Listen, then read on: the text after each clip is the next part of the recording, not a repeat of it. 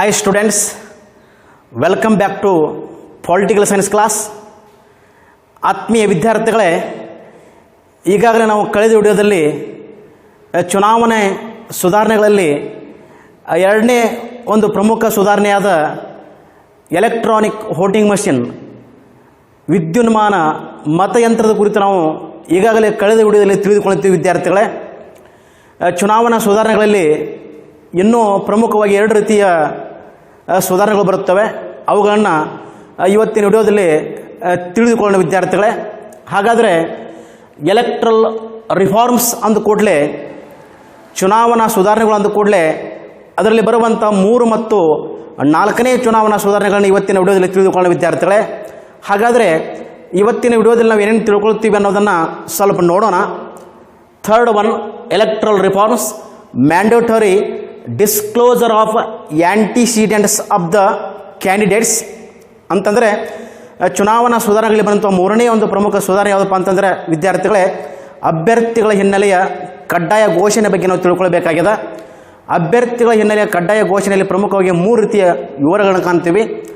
ಅವು ಯಾವುವು ಅಂತಂದ್ರೆ, ಒಂದು ಕ್ರಿಮಿನಲ್ ಆ್ಯಂಟಿಸಿಡೆಂಟ್ಸ್, ಅಪರಾಧ ವಿವರಗಳ ಹಿನ್ನೆಲೆಯ ಕಡ್ಡಾಯ ಘೋಷಣೆ ಬಗ್ಗೆ ನಾವು ತಿಳ್ಕೊಳ್ಬೇಕಾಗಿದೆ. ಎರಡನೇದಾಗಿ ಎಜುಕೇಷನಲ್ ಆ್ಯಂಟಿಸಿಡೆಂಟ್ಸ್, ಶೈಕ್ಷಣಿಕ ವಿವರಗಳ ಹಿನ್ನೆಲೆ ಕುರಿತು ತಿಳ್ಕೊಳ್ಬೇಕಾಗಿದೆ. ಥರ್ಡ್ ಒನ್, ಪ್ರಾಪರ್ಟಿ ಆ್ಯಂಟಿಸಿಡೆಂಟ್ಸ್, ಆಸ್ತಿ ವಿವರಗಳ ಹಿನ್ನೆಲೆ ಕುರಿತು ನಾವು ತಿಳಿದುಕೊಳ್ಳಬೇಕಾಗಿದೆ. ಹಾಗೆಯೇ ಇನ್ನೊಂದು ಪ್ರಮುಖ 4ನೇದಾಗಿ ಬರುವಂಥ ಪ್ರಮುಖ ಸುಧಾರಣೆ ಯಾವುದಪ್ಪ ಅಂದರೆ ವಿದ್ಯಾರ್ಥಿಗಳೇ, ಸ್ಟೇಟ್ ಫಂಡಿಂಗ್, ರಾಜ್ಯವೇ ಚುನಾವಣಾ ವೆಚ್ಚವನ್ನು ಭರಿಸುವ ಸುಧಾರಣೆ. ಹೀಗೆ ಇವತ್ತಿನ ವಿಡಿಯೋದಲ್ಲಿ ಪ್ರಮುಖವಾಗಿ ಇನ್ನುಳಿದ 2, 3 ಮತ್ತು 4ನೇ ಸುಧಾರಣೆಗಳನ್ನು ಇವತ್ತಿನ ವಿಡಿಯೋದಲ್ಲಿ ತಿಳಿದುಕೊಳ್ಳುತ್ತಾ ನಿಮ್ಮ ಗುರು ಶಿಷ್ಯರ ಸಂಬಂಧವನ್ನು ಮುಂದುವರಿಸೋಣ ವಿದ್ಯಾರ್ಥಿಗಳೇ ಇವತ್ತಿನ ಈ ವಿಡಿಯೋದಲ್ಲಿ.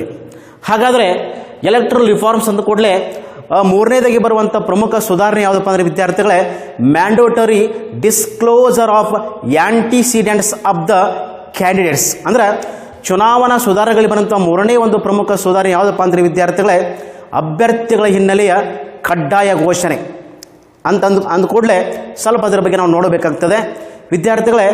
ಚುನಾವಣೆಗಳಲ್ಲಿ ಸುಧಾರಣೆಗಳನ್ನು ತಂದು ಪ್ರಜಾತಂತ್ರವನ್ನು, ಪ್ರಜಾಸತ್ತಾತ್ಮಕ ರಾಷ್ಟ್ರವನ್ನು ಮತ್ತಷ್ಟು ಗಟ್ಟಿಗೊಳಿಸುವ ದೃಷ್ಟಿಯಿಂದ, ಮತ್ತಷ್ಟು ಬಲಿಷ್ಠಗೊಳಿಸುವ ದೃಷ್ಟಿಕೋನ ಇಟ್ಟುಕೊಂಡು ಚುನಾವಣೆಗಳಲ್ಲಿ ಅಭ್ಯರ್ಥಿಗಳು ನಾಮಪತ್ರ ಸಲ್ಲಿಸುವಾಗ ಕೆಲವೊಂದು ವಿವರಗಳನ್ನ ಕಡ್ಡಾಯವಾಗಿ ಏನಪ್ಪ ಅಂದರೆ ಚುನಾವಣಾ ಆಯೋಗಕ್ಕೆ ಸಲ್ಲಿಸಬೇಕಾಗ್ತದೆ.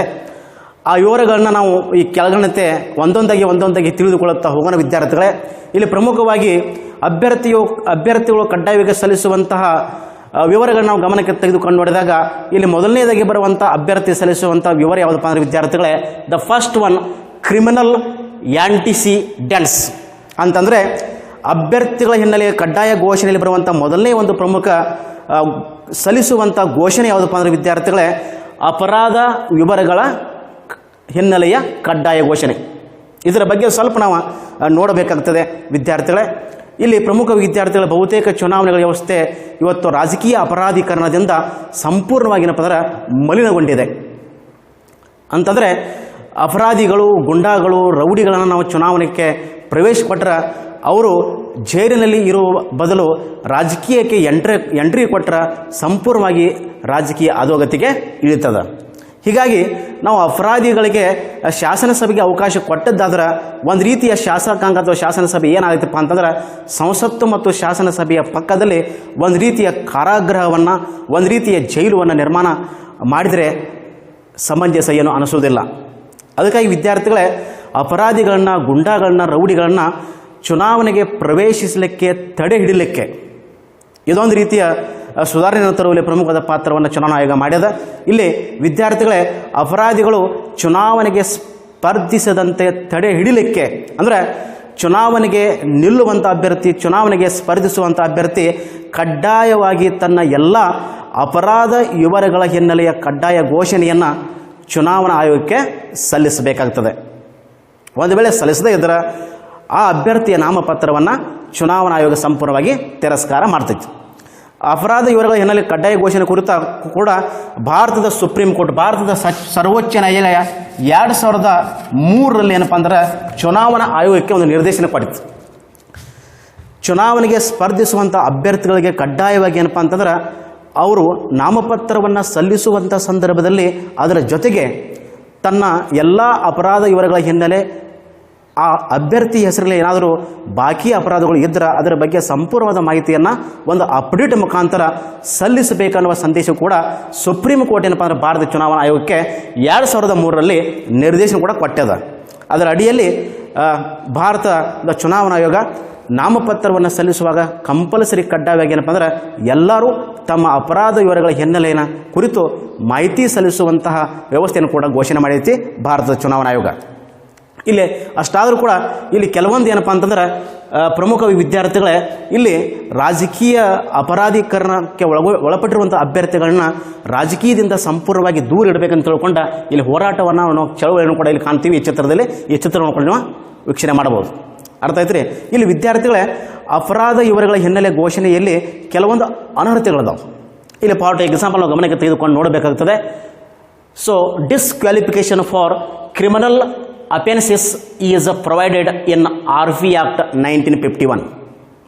ಅಂದರೆ ವಿದ್ಯಾರ್ಥಿಗಳೇ 1951ರ ಪ್ರಜಾಪ್ರತಿನಿಧಿ ಕಾಯ್ದೆ ಅನ್ವಯ ಅಪರಾಧಿ ಅಭ್ಯರ್ಥಿಗೆ ಕೆಲವೊಂದು ಅನರ್ಹತೆಗಳು ಇದಾವೆ. ಆ ಅನರ್ಹತೆಗಳು ಯಾವ ಅನ್ನೋದನ್ನು ಸ್ವಲ್ಪ ಇಲ್ಲಿ ನೋಡೋಣ. ಈ ರೀತಿ ಅನರ್ಹತೆ ಇದ್ದಂಥ ವ್ಯಕ್ತಿ ಚುನಾವಣೆಗೆ ಸ್ಪರ್ಧಿಸಲಿಕ್ಕೆ ಅವಕಾಶ ಇಲ್ಲ.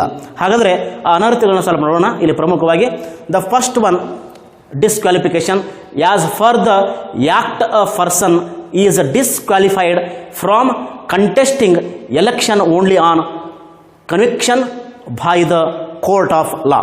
ವಿದ್ಯಾರ್ಥಿಗಳೇ ಕೆಲವೊಂದು ಅಭ್ಯರ್ಥಿಗಳು ಅಪರಾಧದಲ್ಲಿ ತೊಡಗಿದರೆ ಅವರ ಚುನಾವಣೆಗೆ ಸ್ಪರ್ಧಿಸಲಿಕ್ಕೆ ಅವಕಾಶ ಇಲ್ಲ ಅಂತ ಅನರ್ಹತೆಗಳನ್ನು ಸ್ವಲ್ಪ ನೋಡಬೇಕಾಗ್ತದೆ.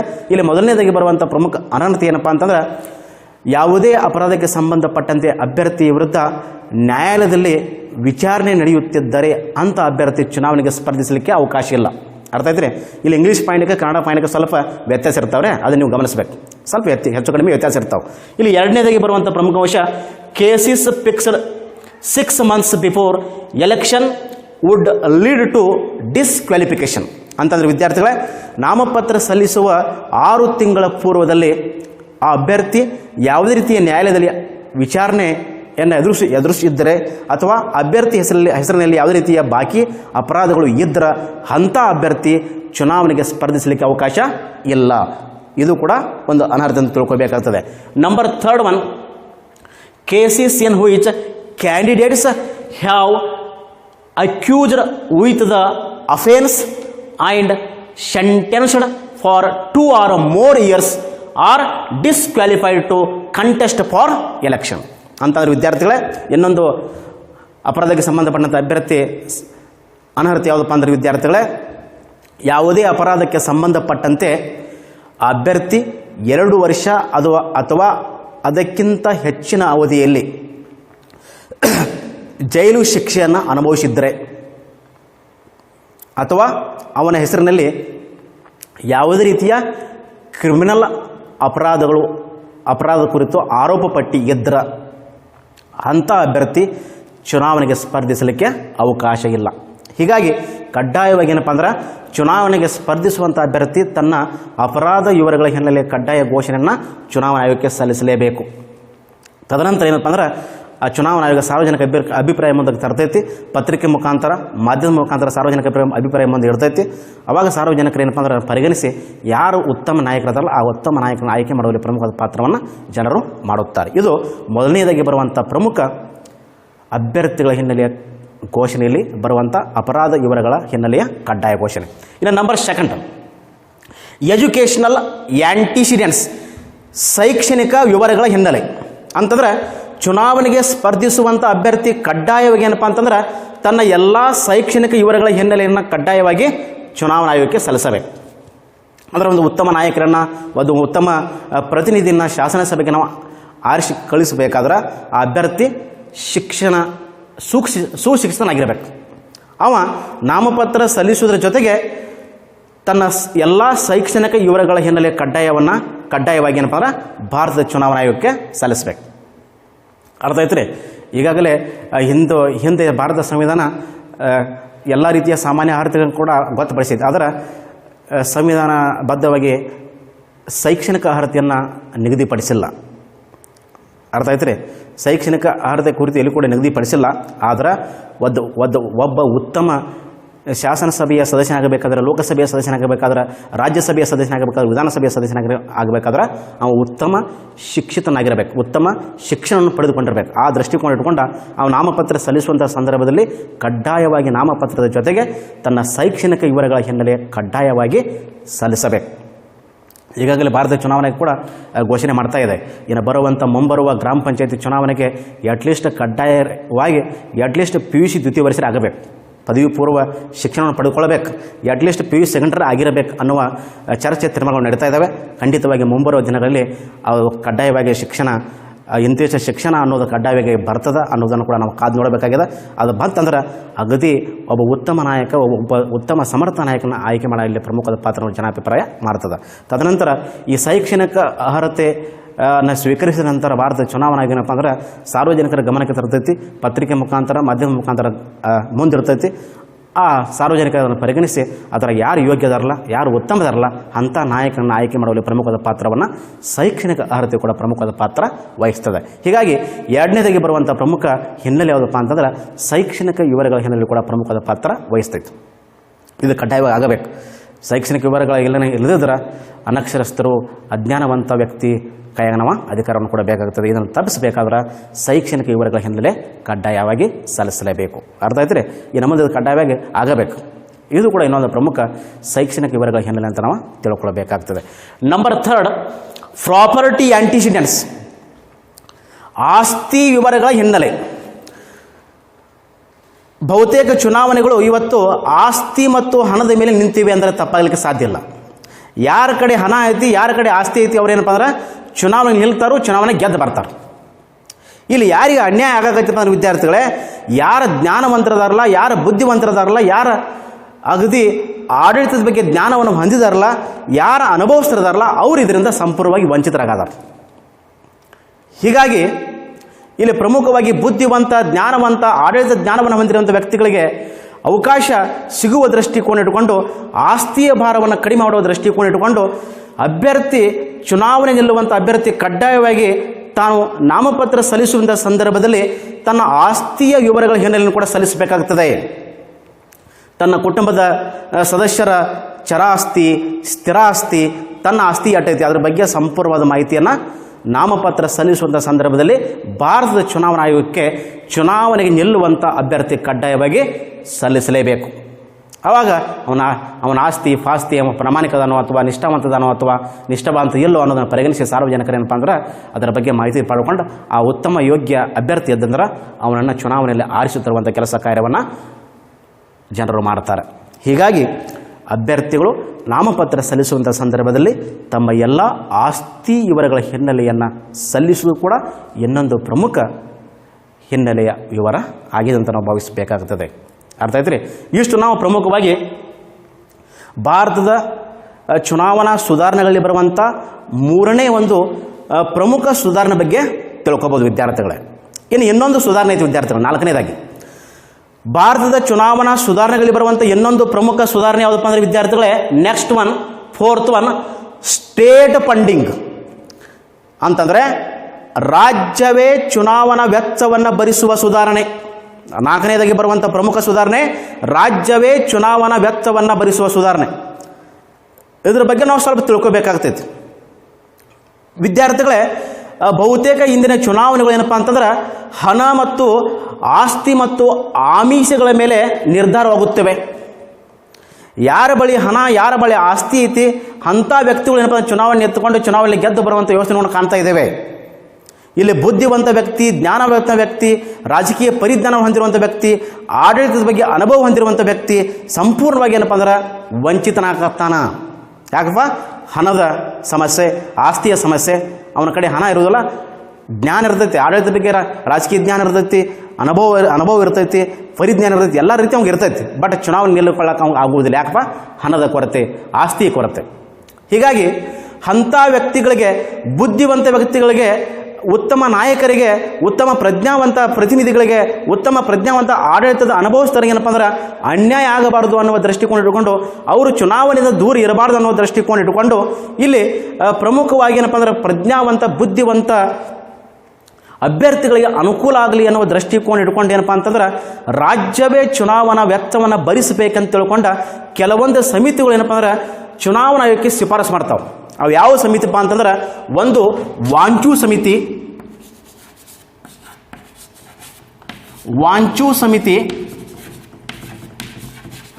ಇನ್ನೊಂದು ತಾರ್ಕುಂಡೆ ಸಮಿತಿ.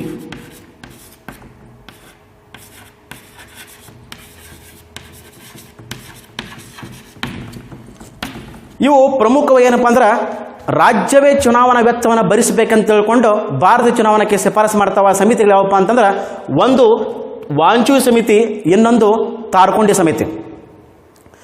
ಇವು ಪ್ರಮುಖವಾಗಿ ಏನಪ್ಪ ಅಂದರೆ ಬುದ್ಧಿವಂತ ಮತ್ತು ಜ್ಞಾನವಂತ ಅಭ್ಯರ್ಥಿಗಳಿಗೆ ಚುನಾವಣೆಯಲ್ಲಿ ಅವಕಾಶ ಸಿಗಲಿ ಅನ್ನೋ ದೃಷ್ಟಿಕೋನ ಇಟ್ಟುಕೊಂಡು ರಾಜ್ಯವೇ ಚುನಾವಣಾ ವೆಚ್ಚವನ್ನು ಭರಿಸಬೇಕು ಅನ್ನುವ ಶಿಫಾರಸನ್ನು ಮಾಡ್ತಾವ.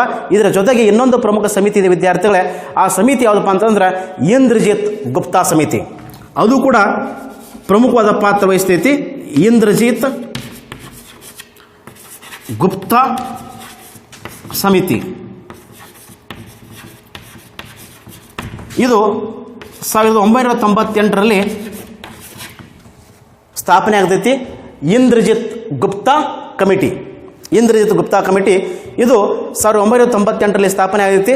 ಇದು ಚುನಾವಣಾ ಆಯೋಗದಿಂದ ಮಾನ್ಯತೆ ಪಡೆದ ರಾಜಕೀಯ ಪಕ್ಷಗಳಿಗೆ ಅವು ಪ್ರಮುಖವಾಗಿ ಏನಪ್ಪ ಅಂತಂದ್ರೆ ಚುನಾವಣೆಯಲ್ಲಿ ಪಾಲ್ಗೊಂಡ ನಂತರ ಅವುಗೆ ಅಟ್ಲೀಸ್ಟ್ ಏನಪ್ಪ ಅಂತಂದ್ರೆ ಪ್ರಮುಖವಾಗಿ ವಾಹನಗಳಿಗೆ ಇಂಧನ, ಮೈಕ್ಗಳ ವ್ಯವಸ್ಥೆ ಆಗ್ಬೋದು, ಕರಪತ್ರಗಳ ವ್ಯವಸ್ಥೆ ಆಗಬಹುದು, ಬ್ಯಾನರ್ಗಳ ವ್ಯವಸ್ಥೆ ಆಗ್ಬೋದು, ಕಟೌಟ್ಗಳ ವ್ಯವಸ್ಥೆ ಆಗ್ಬೋದು, ಜೊತೆಗೆ ಪ್ರಚಾರಕ್ಕೋಸ್ಕರ ಪತ್ರಿಕೆಗಳಲ್ಲಿ ಪ್ರಚಾರ,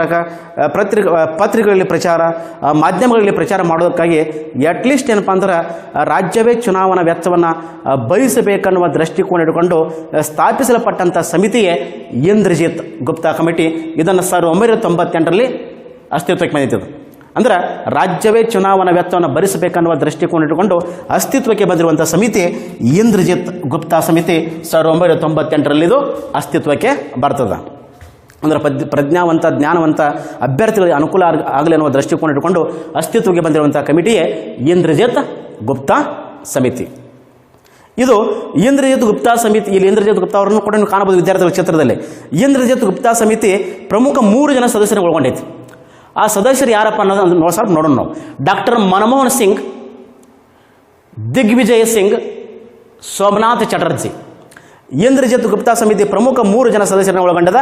ಒಬ್ಬರು ಡಾಕ್ಟರ್ ಮನಮೋಹನ್ ಸಿಂಗ್, ಇನ್ನೊಬ್ಬರು ದಿಗ್ವಿಜಯ್ ಸಿಂಗ್, ಮತ್ತೊಬ್ಬರು ಸೋಮನಾಥ್ ಚಟರ್ಜಿ. ಇದು ರಾಜ್ಯವೇ ಚುನಾವಣಾ ವೆಚ್ಚವನ್ನು ಭರಿಸಬೇಕನ್ನೋದನ್ನು ಶಿಫಾರಸು ಮಾಡ್ತದ ಇಂದ್ರಜಿತ್ ಗುಪ್ತಾ ಸಮಿತಿ. ಅರ್ಥ ಆಯ್ತರೆ? ಇಲ್ಲೂ ಕೂಡ ಒಂದು ಪ್ರಶ್ನೆ ಕೇಳ್ತಾರೆ ವಿದ್ಯಾರ್ಥಿಗಳೇ.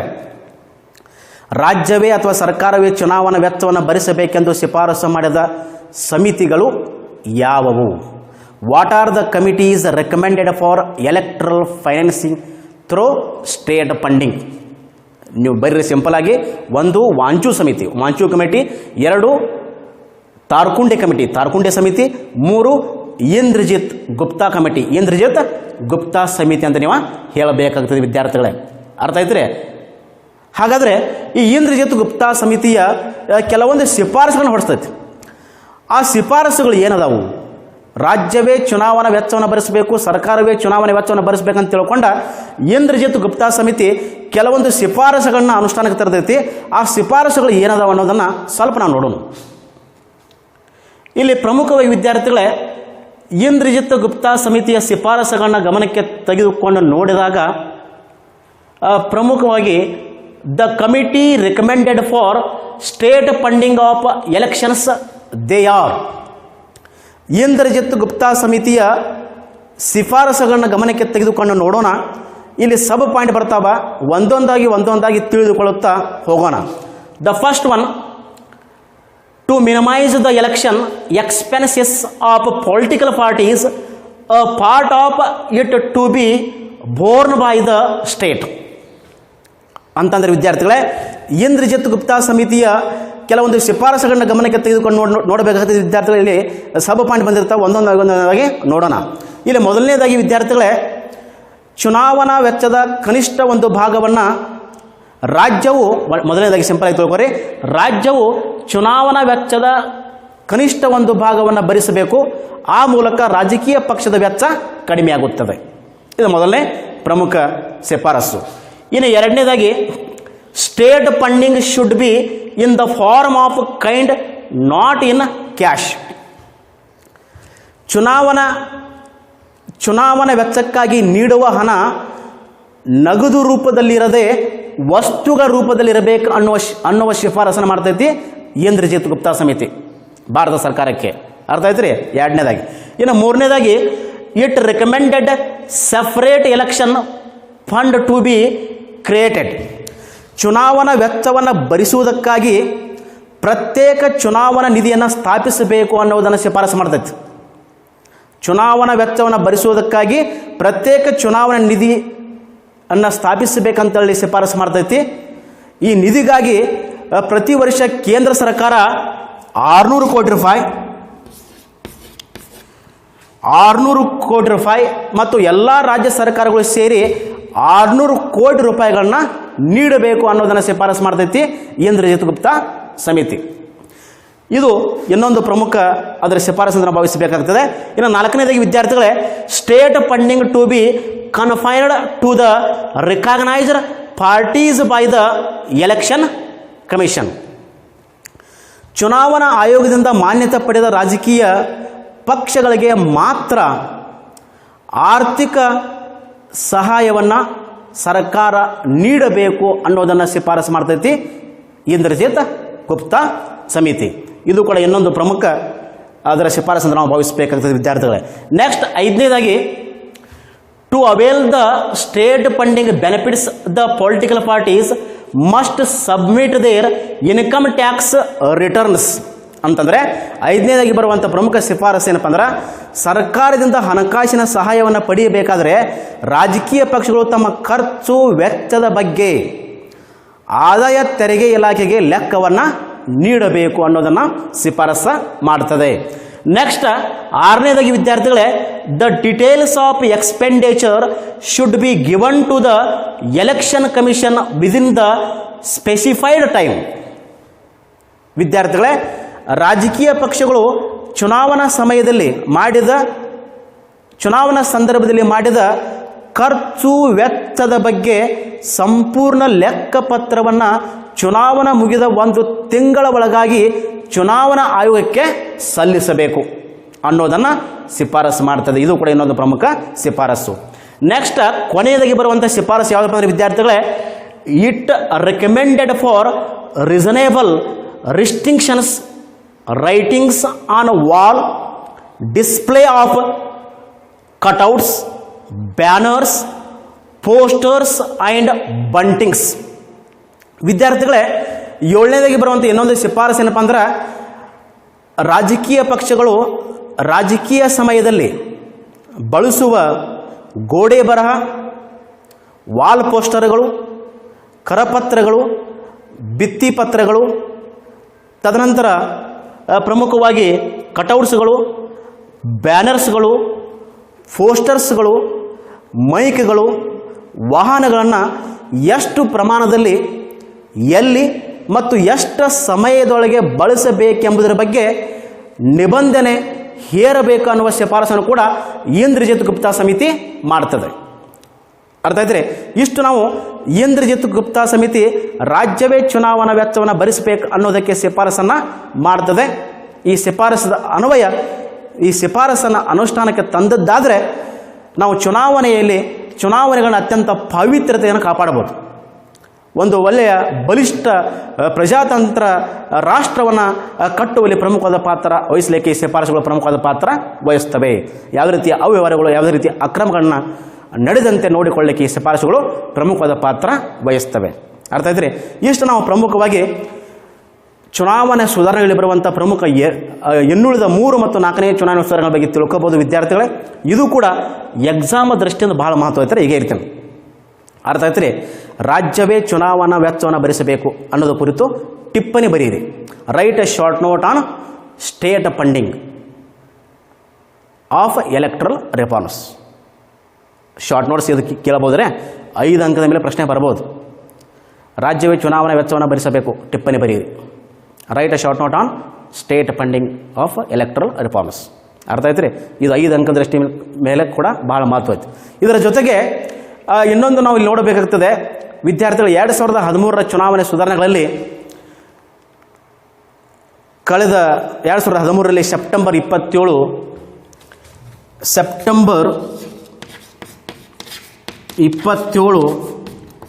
2013ರಲ್ಲಿ ಹೊಸದಾಗಿ ಒಂದು ಚುನಾವಣಾ ಸುಧಾರಣೆ ಅಸ್ತಿತ್ವಕ್ಕೆ ಬರ್ತೈತೆ. ಅದೇ NOTA, none of the above. ಅಂದರೆ ಸೆಪ್ಟೆಂಬರ್ 27, 2013ರಲ್ಲಿ ಸುಪ್ರೀಂ ಕೋರ್ಟ್ ಏನಪ್ಪ ಅಂದ್ರೆ ಚುನಾವಣಾ ಆಯೋಗಕ್ಕೆ ನಿರ್ದೇಶನ ಮಾಡ್ತೈತಿ. ಏನಂತೇಳ್ರಿ, ನೋಟಾ ಅಂದರೆ ಇಲ್ಲಿ ಪ್ರಮುಖವಾಗಿ ನಕಾರಾತ್ಮಕ ಮತದಾನಕ್ಕೆ ಅವಕಾಶ ಕಲ್ಪಿಸ್ಕೊಡ್ತೈತಿ. ನಕಾರಾತ್ಮಕ ಮತದಾನ ಅವಕಾಶ, ನಕಾರಾತ್ಮಕ ನೆಗೆಟಿವ್ ಆಪ್ಷನ್ ಅಂತ ಕರಿತೀವಿ ನಾವು. ನೆಗೆಟಿವ್ ಆಪ್ಷನ್ ಮತದಾನಕ್ಕೆ ಅವಕಾಶ ಮಾಡಿಕೊಡ್ತೈತಿ ಸೆಪ್ಟೆಂಬರ್ 27, 2013ರಂದು ಸುಪ್ರೀಂ ಕೋರ್ಟ್ ಚುನಾವಣಾ ಆಯೋಗಕ್ಕೆ. ನೋಟಾ ಅಂತಂದರೆ ವಿದ್ಯಾರ್ಥಿಗಳೇ, ನನ್ ಆಫ್ ದಿ ಅಬೌವ್, ಮೇಲಿನವರು ಯಾರೂ ನನ್ನ ಆಯ್ಕೆ ಅಲ್ಲ. ಅರ್ಥ ಆಯ್ತು ರೀ. ನೋಟಾ ಅಂದ್ರೆ ನನ್ ಆಫ್ ದಿ ಅಬೌವ್, ಮೇಲಿನವರು ಯಾರೂ ನನ್ನ ಆಯ್ಕೆ ಅಲ್ಲ ಅಂತಂದ್ರೆ ಆ ಅಭ್ಯರ್ಥಿಗಳಿಗೆ ಮತದಾರರಿಗೆ ಏನಪ್ಪ ಅಂತಂದ್ರೆ ನನಗೆ ಯಾರೂ ಇಷ್ಟ ಇಲ್ಲಪ್ಪ, ನಾ ಯಾರಿಗೂ ಮತ ಹಾಕೋದಿಲ್ಲ ಅಂಥವರಿಗೆ ಭಾರತದ ಚುನಾವಣಾ ಆಯೋಗ ವಿದ್ಯುನ್ಮಾನ ಮತಯಂತ್ರದಲ್ಲಿ ಕೊನೆಯ ಬಟಣದಲ್ಲಿ ಕಾಣ್ತೇವೆ ನಾವು. ಕೊನೆಯ ಅಭ್ಯರ್ಥಿಯ 16 ಅಭ್ಯರ್ಥಿಗಳಲ್ಲಿ ಕೊನೆಯ ಬರುವಂಥ ನೋಟಾ ಆಪ್ಷನ್ಸ್ಗೆ ಅವಕಾಶ ಕೊಟ್ಟೈತಿ. ಇಲ್ಲೇ ನೋಡ್ಬೋದು ನೀವು, ನನ್ ಆಫ್ ದಿ ಅಬೌವ್ 16 ನಂಬರ್ ಐತೆ ನೋಡ್ರಿ. NOTA none of the above ಅಂದ್ರೆ ಮೇಲಿನ ಅಭ್ಯರ್ಥಿಗಳು ನನಗೆ ಯಾರೂ ಇಷ್ಟ ಇಲ್ಲರಿ, ನಾ ಯಾರಿಗೂ ಮತ ಹಾಕೋದಿಲ್ರಿ ಅನ್ನುವಂಥ ಮತದಾರರಿಗೆ ಮತ ಹಾಕಿನಪ್ಪ ಅಂದರೆ ಸಮಾಧಾನಕರ ಬಹುಮಾನ ಅಂತಾರಲ್ಲ, ಹಂಗ್ರಿ ಅದು. ನಾನು ಮತ ಹಾಕೋಪ್ಪ, ಬಟ್ ನನಗೆ ಯಾರ ಅಭ್ಯರ್ಥಿ ಕೂಡ ಇಷ್ಟ ಇಲ್ಲ ಅನ್ನುವ ಮತದಾರರಿಗೆ ಚುನಾವಣಾ ಆಯೋಗ ಒಂದು ಅವಕಾಶ ಕಲ್ಪಿಸಿಕೊಟ್ಟೈತಿ. ವಿದ್ಯುನ್ಮಾನ ಮತಯಂತ್ರದಲ್ಲಿ ಬರುವಂಥ ಕೊನೆಯ ಬಟನ್ ಒತ್ತುವುದರ ಮುಖಾಂತರ ಅವರು ಕೂಡ ಮತದಾನ ಮಾಡ್ಬೋದು. ಬಟ್ ಈ ಮತದಾನ ಕನ್ಸಿಡರ್ ಆಗೋದಿಲ್ಲ, ಪರಿಗಣನೆಗೆ ಇದು ಬರುವುದಿಲ್ಲ. ಆ ಒಂದು ದೃಷ್ಟಿಕೋನ ಇಟ್ಕೊಂಡು 2013ರಲ್ಲಿ ತಂದಂಥ ಇದು ಕೂಡ ಇನ್ನೊಂದು ಪ್ರಮುಖ ಸುಧಾರಣೆ ಅಂತ ನಾವು ಭಾವಿಸಬೇಕಾಗ್ತದೆ ವಿದ್ಯಾರ್ಥಿಗಳೇ. ಅರ್ಥ ಆಯ್ತು ರೀ. ನೋಟಾ ಅನ್ನು ವಿಸ್ತರಿಸಿ, expand NOTA none of the above, ಮೇಲಿನವರು ಯಾರೂ ನನ್ನ ಆಯ್ಕೆ ಅಲ್ಲ. 1 ಅಂಕದ ಮೇಲೆ ಪ್ರಶ್ನೆ ಕೇಳ್ತಾರೆ. ಎಕ್ಸ್ಪೆಂಡ್ ನೋಟಾವನ್ನು ವಿಸ್ತರಿಸಿ, ನನ್ ಆಫ್ ದಿ ಅಬೌವ್, ಮೇಲಿನವರು ಯಾರೂ ನನ್ನ ಆಯ್ಕೆ ಅಲ್ಲ. ಇದು 2013ರಲ್ಲಿ ಅಸ್ತಿತ್ವಕ್ಕೆ ಬಂದಂಥ ಇನ್ನೊಂದು ಪ್ರಮುಖ ಸುಧಾರಣೆ ಅಂತ ನಾವು ಭಾವಿಸಬೇಕಾಗ್ತದೆ. ಅರ್ಥ ಆಯ್ತು ರೀ. ಇನ್ನು ನೆಕ್ಸ್ಟ್ ಇನ್ನೊಂದು ರೀಸೆಂಟಾಗಿ 2 ವರ್ಷಗಳ ಹಿಂದೆ ಅಸ್ತಿತ್ವಕ್ಕೆ ಬಂದಿರುವಂಥ ಸುಧಾರಣೆ ಯಾವುದಪ್ಪ ಅಂದ್ರೆ ಪ್ರೆಸೆಂಟಾಗಿ VVPAT. ಇಲ್ಲಿ ನೋಡ್ಬೋದು ನಾವು VVPAT. ಈಗಾಗಲೇ ನಾನು ಹೇಳಿದ್ದೀನಿ, ಅದನ್ನು ಮತ್ತೊಮ್ಮೆ ನಿಮ್ಮ ಗಮನಕ್ಕೆ ತರ್ತೀನಿ. VVPAT ಅಂದ್ರೆ voter verified paper audit trial, voter verifiable ಅಥವಾ ವೆರಿಫೈಡ್ ಪೇಪರ್ ಆಡಿಟ್ ಟ್ರಯಲ್ ಅಂತ ಕರಿತೀವಿ. ಹಾಗಾದರೆ ಕನ್ನಡದಾಗಿ ಅಂತ ಕರಿತೀವಪ್ಪ ಇದಕ್ಕೆ? ಮತದಾರರ ಪರಿಶೀಲನಾ ಕಾಗದದ ಲೆಕ್ಕ ಪರಿಶೋಧಕ ಹಾದಿ. ಅರ್ಥ ಆಯ್ತು ರೀ. ಮತದಾರರ ಪರಿಶೀಲನಾ ಕಾಗದದ ಲೆಕ್ಕ ಪರಿಶೋಧಕ ಹಾದಿ ಅಂತ ಕರಿತೀವಿ. ಅಂದ್ರೆ ಮತದಾರ ತನ್ನ ಮತ ಸರಿಯಾಗಿದೆ ಇಲ್ಲವೋ ಅನ್ನೋದಕ್ಕೆ ಖಚಿತಪಡಿಸಿಕೊಳ್ಳುವ ದೃಷ್ಟಿಕೋನ ಇಟ್ಟುಕೊಂಡು ಇದನ್ನು ಪ್ರಥಮ ಬಾರಿಗೆ ಉಪಚುನಾವಣೆಗಳಲ್ಲಿ ಬಳಕೆ ಮಾಡಲಾಯಿತು. ನಂಜನಗೂಡು ಮತ್ತು ಗುಂಡ್ಲುಪೇಟೆ ಉಪಚುನಾವಣೆಗಳಲ್ಲಿ ಪ್ರಥಮ ಬಾರಿಗೆ ಬಳಕೆ ಮಾಡಲಾಯಿತು. ತದನಂತರ ಇತ್ತೀಚೆಗೆ ಕಳೆದ ವರ್ಷ 2 ವರ್ಷಗಳಿಂದ ನಡೆದಂಥ 2018ನೇ ಕರ್ನಾಟಕ ವಿಧಾನಸಭಾ ಚುನಾವಣೆಯಲ್ಲಿ ಬಳಸಲಾಯಿತು. 2019ರಲ್ಲಿ ನಡೆದಂಥ ಸಾರ್ವತ್ರಿಕ ಲೋಕಸಭಾ ಚುನಾವಣೆಗಳು ಕೂಡ ಇದನ್ನು ದೇಶಾದ್ಯಂತ VVPAT ಅನ್ನು ಬಳಕೆ ಮಾಡಲಾಗಿದೆ. ಅಂತಂದ್ರೆ ನಾ ಮತ ಹಾಕಿದ ಅಭ್ಯರ್ಥಿ, ನಾ ಹಾಕಿದ ಮತ ಸರಿಯಾಗಿತ್ತು ಎಲ್ಲೋ, ನಾ ಅದ ಅಭ್ಯರ್ಥಿಗೆ ಹಾಕಿದ್ದಾನೆ ಎಲ್ಲೋ ಅನ್ನೋದನ್ನು ಖಚಿತಪಡಿಸಿಕೊಳ್ಳುವ ದೃಷ್ಟಿಕೋನ ಇಟ್ಕೊಂಡು ರೀಸೆಂಟಾಗಿ ಚುನಾವಣಾ ಸುಧಾರಣೆಗಳಲ್ಲಿ ಬಂದಂಥ ಇನ್ನೊಂದು ಪ್ರಮುಖ ಸುಧಾರಣೆ VVPAT. ನನ್ನ ಮತ ಸರಿಯಾಗಿದೆ ಇಲ್ಲವೋ ಅನ್ನೋದನ್ನು ಖಾತ್ರಿಪಡಿಸಿಕೊಳ್ಳಲಿಕ್ಕೆ, ಖಚಿತಪಡಿಸಿಕೊಳ್ಳಲಿಕ್ಕೆ, ನಾ ಆ ಅಭ್ಯರ್ಥಿಗೆ ಮತ ಹಾಕಿದಾನೋ ಇಲ್ಲೋ ಅನ್ನೋದಕ್ಕೆ ತಿಳಿದುಕೊಳ್ಳಲಿಕ್ಕೆ ಒಂದು ಸೂಕ್ತವಾದ ಅವಕಾಶವನ್ನು ಕಲ್ಪಿಸಿಕೊಡುವಲ್ಲಿ ಚುನಾವಣಾ ಆಯೋಗ ಕಳೆದ 2 ವರ್ಷ ಹಿಂದೆ ಇದನ್ನು ಅಸ್ತಿತ್ವಕ್ಕೆ ತಂದಿದೆ. ಇದು ಕೂಡ ಇನ್ನೊಂದು ಪ್ರಮುಖ ಚುನಾವಣಾ ಸುಧಾರಣೆ ಅಂತ ನಾವು ಭಾವಿಸಬೇಕಾಗುತ್ತದೆ ವಿದ್ಯಾರ್ಥಿಗಳೇ. ಅರ್ಥ ಆಯ್ತು ರೀ. ಇದು VVPAT. ಇಲ್ಲಿ ನೋಡ್ರಿ, ಇಲ್ಲಿ ಈ ಚಿತ್ರದಲ್ಲಿ ನೀವು ವೀಕ್ಷಣೆ ಮಾಡಬಹುದು. VVPAT ಐತೆ ನೋಡ್ರಿ ಇಲ್ಲಿ. ಅಂತಂದ್ರೆ ಅಭ್ಯರ್ಥಿ ಏನಪ್ಪ ಅಂದ್ರೆ ಮತ ಹಾಕಿದ ನಂತರ ಒಂದು 7 ಸೆಕೆಂಡ್ ಆ ಅಭ್ಯರ್ಥಿಯ ಹೆಸರು, ಅಭ್ಯರ್ಥಿಯ ಸಂಖ್ಯೆ, ಅಭ್ಯರ್ಥಿಯ ಚಿಹ್ನೆಯನ್ನು ತೋರಿಸುವಂಥ ಒಂದು ಚೀಟಿ ಬರೆದಿರಲ್ಲಿ. ಇಲ್ಲೇ ನೋಡ್ರಿ, ಒಂದು ಚೀಟಿ ಬರ್ತೈತಿ. ಆ ಚೀಟಿಯಾಗ ಅಭ್ಯರ್ಥಿಯ ಸಂಖ್ಯೆ ಇರ್ತೈತಿ, ಅಭ್ಯರ್ಥಿಯ ಚಿಹ್ನೆ ಇರ್ತೈತಿ. 7 ಸೆಕೆಂಡ್ ತನಕ ಅದು ತೋರಿಸ್ತೈತಿ. 7 ಸೆಕೆಂಡ್ ಆದ ನಂತರ ಅದು ಕಟ್ ಆಗಿ ತಾನ ಆ ಬಾಕ್ಸ್ದಾಗ ಏನಪ್ಪ ಅಂದ್ರೆ ಬೀಳ್ತೈತಿ. ಅಂದರೆ ಎಷ್ಟೊಂದು ಮುಂದುವರೆಯುತ್ತೆ ನೋಡ್ರಿ. ಚುನಾವಣಾ ಆಯೋಗ ಎಷ್ಟೊಂದು ಯಾವುದೇ ರೀತಿಯ ಪಕ್ಷಪಾತ ಇಲ್ಲದೆ ನಿಷ್ಪಕ್ಷಪಾತವಾಗಿ ಪ್ರಾಮಾಣಿಕವಾಗಿ ನಿಷ್ಠಾವಂತನಾಗಿ ಚುನಾವಣಾ ಆಯೋಗ ಚುನಾವಣೆಗಳನ್ನು ನಡೆಸಲಿಕ್ಕೆ ತಂದಂಥ ಪ್ರಮುಖ ಸುಧಾರಣೆ ವಿದ್ಯಾರ್ಥಿಗಳು. ಇದು ಕೂಡ VVPAT, ಇದು ಕೂಡ ಇತ್ತೀಚೆಗೆ ಜಾರಿಗೆ ಬಂದಂಥ ಪ್ರಮುಖ ಚುನಾವಣಾ ಸುಧಾರಣೆಗಳಲ್ಲಿ ಒಂದು ಅಂತ ನಾವು ಭಾವಿಸಬೇಕಾದ ವಿದ್ಯಾರ್ಥಿಗಳೇ. ಅರ್ಥ ಆಯ್ತು ರೀ? ಇದು ಕೂಡ 7 ಸೆಕೆಂಡ್ ಅದು ತೋರಿಸ್ತೈತಿ. 7 ಸೆಕೆಂಡ್ದಾಗ ನೀವು ಅಲ್ಲಿ ಆರಾಮ್ ನೋಡ್ಬೋದು. ಅಂದ್ರೆ ನನ್ನ ಮತ ಸರಿ ಐತೆ ತಿಳ್ಕೊಂಡು ನೀವು ನೋಡಿ ಕೂಡ ಬರಲಿಕ್ಕೆ ಕೂಡ ಅವಕಾಶ ಅದ. ಇಲ್ಲಿ ಯಾವುದೇ ರೀತಿಯ ಅಕ್ರಮಗಳು, ಯಾವುದೇ ರೀತಿಯ ಅವ್ಯವಹಾರಗಳು ನಡಲಿಕ್ಕೆ ಕೂಡ ಅವಕಾಶ ಮಾಡಿಕೊಡೋದಿಲ್ಲ.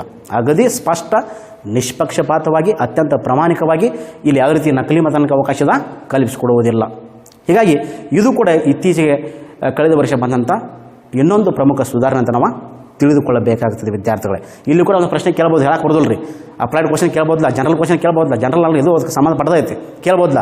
Expend VVPAT, voter verified or verifiable paper audit trail. ಮತದಾರರ ಪರಿಶೀಲನಾ ಕಾಗದದ ಲೆಕ್ಕ ಪರಿಶೋಧಕ ಹಾದಿ ಅಥವಾ ಜಾಡು ಅಂತ ಕರಿತೀವಿ.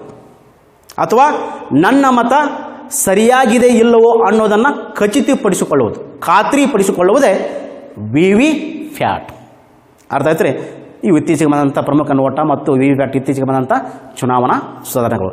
ಇಷ್ಟು ನಾವು ಪ್ರಮುಖವಾಗಿ ವಿದ್ಯಾರ್ಥಿಗಳೇ ಚುನಾವಣಾ ಸುಧಾರಣೆಗಳ ಬಗ್ಗೆ ತಿಳ್ಕೊಬೋದು. ಎಕ್ಸಾಮ್ ದೃಷ್ಟಿಯಿಂದ ಬಹಳ ಮಹತ್ವದ ಪರಿಕಲ್ಪನೆ ಅದಕ್ಕೆ ಇರ್ತಾನೆ. 4 ಪಾಯಿಂಟ್ ಕೂಡಿಕೆರ 10 ಮಾರ್ಕ್ಸ್ ರೀ, ಹಿಂಗೆ ಹೇಳ್ತಾರೆ. 10 ಮಾರ್ಕ್ಸ್ ದೃಷ್ಟಿಯಿಂದ ಭಾಳ ಮಹತ್ವ ಐತಿ. ಭಾರತದಲ್ಲಿನ ಚುನಾವಣಾ ಸುಧಾರಣೆಗಳನ್ನ ವಿವರಿಸಿರಿ. 4 ಪಾಯಿಂಟ್ ಬರೀಬೇಕ್ರಿ. ಮತದಾರ ಗುರುತಿನ ಚೀಟಿ ಬಗ್ಗೆ ಬರೀಬೇಕು, ವಿದ್ಯುನ್ಮಾನ ಮತಯಂತ್ರದ ಬಗ್ಗೆ ಬರೀಬೇಕು, ತದನಂತರ ಅಭ್ಯರ್ಥಿಗಳ ಹಿನ್ನೆಲೆ ಕಡ್ಡಾಯ ಘೋಷಣೆ ಬಗ್ಗೆ ಬರೀಬೇಕು, ತದನಂತರ ರಾಜ್ಯವೇ ಚುನಾವಣಾ ವೆಚ್ಚವನ್ನು ಬರಿಬೇಕು. ಈ 4 ಪಾಯಿಂಟ್ ಕೂಡಿ ಬರೆದಾಗ ಅದು 10 ಮಾರ್ಕ್ಸ್ ಕ್ವಶನಕ್ಕೆ ಸರಿಯಾದ ಉತ್ತರ ಆಗ್ತೈತಿ. ಅರ್ಥ ಆಯ್ತು ರೀ? 10 ಅಂಕದ ದೃಷ್ಟಿಯಿಂದ ಭಾರತದ ಚುನಾವಣಾ ಸುಧಾರಣೆಗಳು ಅತ್ಯಂತ ಮಹತ್ವವಾಗಿದೆ ಅಂತ ಸರಿಯಾಗಿ ನೋಡ್ಕೋರಿ. 10 ಮಾರ್ಕ್ಸ್ ದೃಷ್ಟಿಯಿಂದ, 5 ಮಾರ್ಕ್ಸ್ ದೃಷ್ಟಿಯಿಂದ, 1 ಮಾರ್ಕ್ಸ್ ದೃಷ್ಟಿಯಿಂದ, 2 ಮಾರ್ಕ್ಸ್ ದೃಷ್ಟಿಯಿಂದ ಅತ್ಯಂತ ಮಹತ್ವದ ಪರಿಕಲ್ಪನೆ ಚುನಾವಣಾ ಸುಧಾರಣೆಗಳಾಗಿವೆ. ಅದನ್ನು ಸರಿಯಾಗಿ ನೋಡ್ಕೊಳ್ರಿ ವಿದ್ಯಾರ್ಥಿಗಳೇ. ಹಾಗಾದರೆ ಇವತ್ತಿನ ವಿಡಿಯೋದಲ್ಲಿ ಚರ್ಚೆ ಮಾಡಿದ ವಿಷಯದ ಮೇಲೆ ಯಾವ್ಯಾವ ರೀತಿ ಪ್ರಶ್ನೆಗಳು ಬರ್ತಾವೆ ಅನ್ನೋದನ್ನು ಸ್ವಲ್ಪ ನಾವು ಗಮನಕ್ಕೆ ತೆಗೆದುಕೊಂಡು ನೋಡಬೇಕಾಗ್ತೈತಿ. ಅರ್ಥ ಆಯ್ತು ರೀ? ನಿಮ್ಮ ಗಮನಕ್ಕೆ ತರ್ತೀನಿ, ಸ್ವಲ್ಪ ಲಕ್ಷ ಕೊಟ್ಟು ಕೇಳ್ರಿ. ಇಲ್ಲಿ ವಿದ್ಯಾರ್ಥಿಗಳು ಇವತ್ತು ಚರ್ಚೆ ಮಾಡಿದ ವಿಷಯದ ಮೇಲೆ ಬರುವಂಥ ಪ್ರಮುಖ ಪ್ರಶ್ನೆಗಳನ್ನು ಮತ್ತೊಮ್ಮೆ ನಿಮ್ಮ ಗಮನಕ್ಕೆ ತರ್ತೀನಿ. ಇಲ್ಲಿ ನೋಡ್ರಿ, 2 ಅಂಕದ ಮೇಲೆ ಪ್ರಶ್ನೆ ಕೇಳಬಹುದು.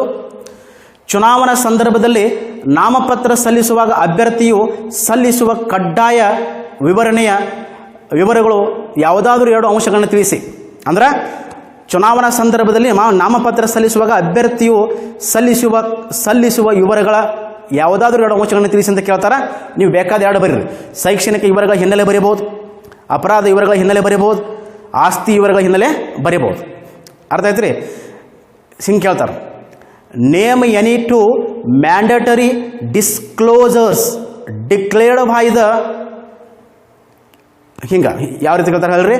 Name any 2 mandatory disclosure declared by the candidates during election. You write any 2. Property antecedents, educational antecedents, another one ನೀವು ಬೇಕಾದ್ರೆ ಅಲ್ಲಿ ಪ್ರಮುಖವಾಗಿ ಏನಪ್ಪ ಅಂತಂದ್ರೆ ಕ್ರಿಮಿನಲ್ ಆಂಟಿಸಿಡೆಂಟ್ಸ್ ಬರೀಬೋದು. ಅರ್ಥ ಆಯ್ತು ರೀ? ಇನ್ನು ಇನ್ನೊಂದು ಪ್ರಶ್ನೆ 2 ಅಂಕದ ಮೇಲೆ ಪ್ರಶ್ನೆ ಕೇಳ್ತಾರೆ ವಿದ್ಯಾರ್ಥಿಗಳೇ. ಏನು ಕೇಳ್ತಾರಪ್ಪ ಅಂತಂದ್ರೆ ಇಲ್ಲಿ ಈ ರೀತಿ ಕೇಳ್ತಾರೆ.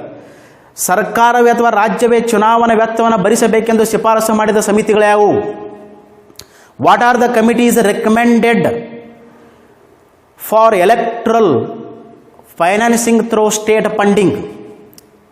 ನೀವು ಯಾವ ಬೇಕಾದ್ರೆ ಬರೀ 2.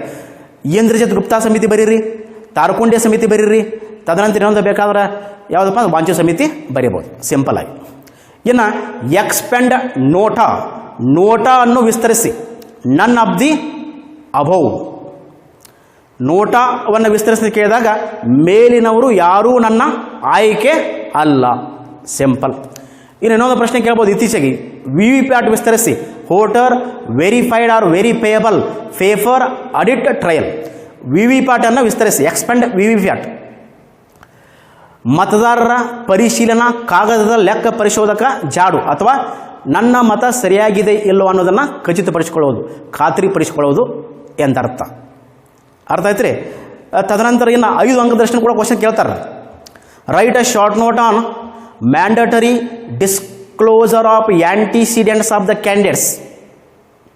ಅಭ್ಯರ್ಥಿಗಳ ಹಿನ್ನೆಲೆ ಕಡ್ಡಾಯ ಘೋಷಣೆ ಸುಧಾರಣೆ ಕುರಿತು ಟಿಪ್ಪಣಿ ಬರೀರಿ. 5 ಅಂಕದ ಮೇಲೆ ಪ್ರಶ್ನೆ ಕೇಳ್ಬೋದು, ಅದರಾಗೇನೈತಿ. ಇನ್ನು ಇನ್ನೊಂದು ಪ್ರಶ್ನೆ 5 ಅಂಕದ ಮೇಲೆ ಪ್ರಶ್ನೆ ಕೇಳ್ಬೋದು. Write a short note on state funding of electoral reforms. ರಾಜ್ಯವೇ ಚುನಾವಣಾ ವೆಚ್ಚವನ್ನು ಭರಿಸಬೇಕು ಎಂಬುದು ಕುರಿತು ಟಿಪ್ಪಣಿ ಬರೆಯಿರಿ. ಅರ್ಥ ಆಯ್ತು ರೀ. 5 ಅಂಕದ ಮೇಲೆ ಕೂಡ ಪ್ರಶ್ನೆ ಕೇಳ್ಬೋದು. ಇನ್ನು ಚುನಾವಣಾ ಸುಧಾರಣೆಗಳನ್ನು ಕೂಡ ಎಲ್ಲ ಕೂಡಿ ಭಾರತದಲ್ಲಿನ ಚುನಾವಣಾ ಸುಧಾರಣೆಗಳನ್ನು ವಿವರಿಸಿರಿ. 10 ಅಂಕದ ಮೇಲೆ ಪ್ರಶ್ನೆ ಅಗದಿ ಮಹತ್ವದ ಪ್ರಶ್ನೆ ಇದಾಗಿದೆ ವಿದ್ಯಾರ್ಥಿಗಳೇ. Explain the electoral reforms in India. 10 marks question ದೃಷ್ಟಿಯಿಂದ ಭಾಳ ಮಹತ್ವದ ಪರಿಕಲ್ಪನೆ ಆಗೈತಿ. ನೀವು ಅವಾಗ 4 ಬರೀಬೇಕ್ರಿ. ಅರ್ಥ ಆಯ್ತು ರೀ. Explain the electoral reforms in India, ಭಾರತದಲ್ಲಿನ ಚುನಾವಣಾ ಸುಧಾರಣೆಗಳನ್ನು ವಿವರಿಸಿರಿ. 10 ಅಂಕದ ದೃಷ್ಟಿಯಿಂದ ಕೂಡ ಬಹಳ ಮಹತ್ವದ. ಈ ಎಲ್ಲ 4 ಪಾಯಿಂಟ್ ಸೇರಿಸಿದಾಗ ಅದು 10 ಅಂಕದ ಪ್ರಶ್ನೆಗೆ ಒಳ್ಳೆಯ ಉತ್ತರ ಆಗುತ್ತದೆ. ಇಷ್ಟು ನಾವು ಪ್ರಮುಖವಾಗಿ ವಿದ್ಯಾರ್ಥಿಗಳೇ ಇವತ್ತಿನ ವಿಡಿಯೋದಲ್ಲಿ ತಿಳ್ಕೋಬೋದು. ಇಲ್ಲಿಗೆ ಭಾರತದಲ್ಲಿನ ಚುನಾವಣಾ ಸುಧಾರಣೆಗಳು ಮುಕ್ತಾಯವಾಗುತ್ತವೆ. ಇನ್ನು ಇದರ ಮುಂದಿನ ಪರಿಕಲ್ಪನೆಯನ್ನು ಮುಂದಿನ ವಿಡಿಯೋದಲ್ಲಿ ತೆಗೆದುಕೊಂಡು ಬರುತ್ತೇನೆ. ಅಲ್ಲಿವರೆಗೆ ತಮ್ಮೆಲ್ಲರಿಗೂ ನಮಸ್ಕಾರಗಳು. Thank you.